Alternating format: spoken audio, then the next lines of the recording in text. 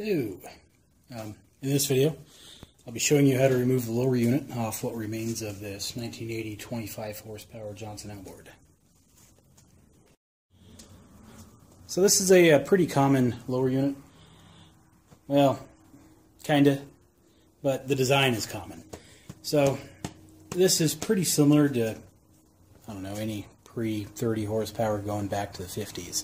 So, I don't know, I think a lot of people are going to find this kind of helpful.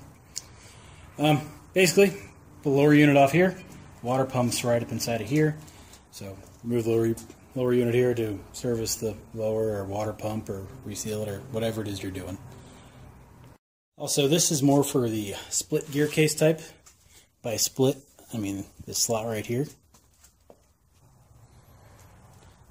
When we have that slot, we'll also have this access port to get to the shift rod. If your lower unit looks more like this thing, then you're watching the wrong video and you need to go watch one of my earlier ones. What I like to do first is crack this nut loose and then spray some PB Blaster down inside of it. The reason being is usually I find this is where your corrosion and your seizing is going to occur. The rest of the outboard, well, these guys, if they don't really get stuck as often as the bolt that runs through right here. So I like to get that loosened first. Use a box and wrench on it to get as much grip as you can, and then loosen it up the rest of the way.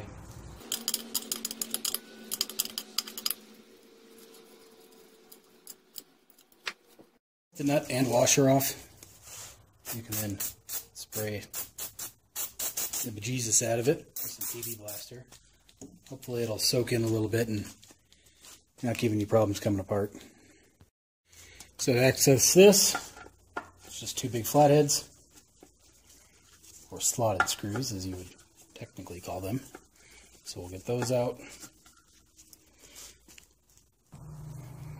And then just go in there with a razor blade or something and get it out. You're also going to have a gasket in here. You can see it right here. At least I can feel it with the razor blade. So you don't really need to worry about that. Leave it in there.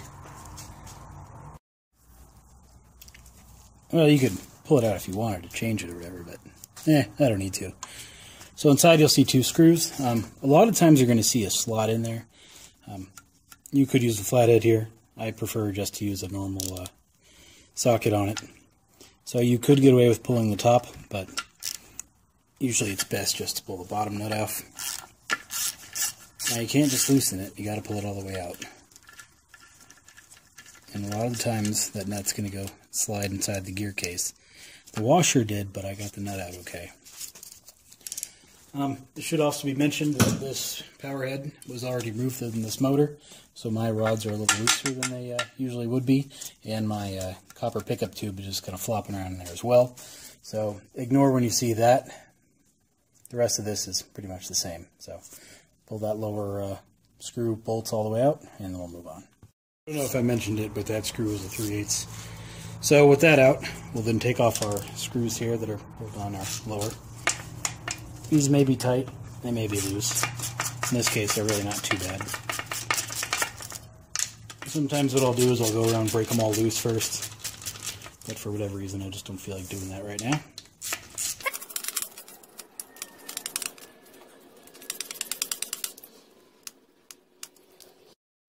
Well, I did notice I forgot to pull off the propeller.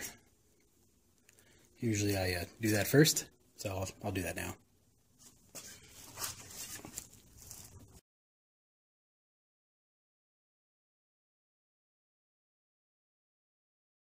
The other side, we got two bolts, which apparently are a different size socket than what I have here, so that's odd. Actually, this one's not, just this bottom one. So, a little weird.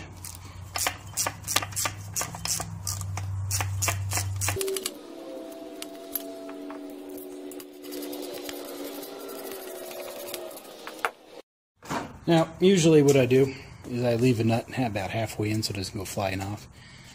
For these, for some reason, usually it gets pretty stuck, so I usually don't worry about that. Take them all off and then just kind of manhandle it out of there. So with everything loose, we can now hope it comes out, which it looks like it is. I could probably sit here and rock it back and forth enough to get it out of there. But to speed up the process a little bit, I'm going to gently put my flathead in there, wiggle it back and forth while applying some pressure here.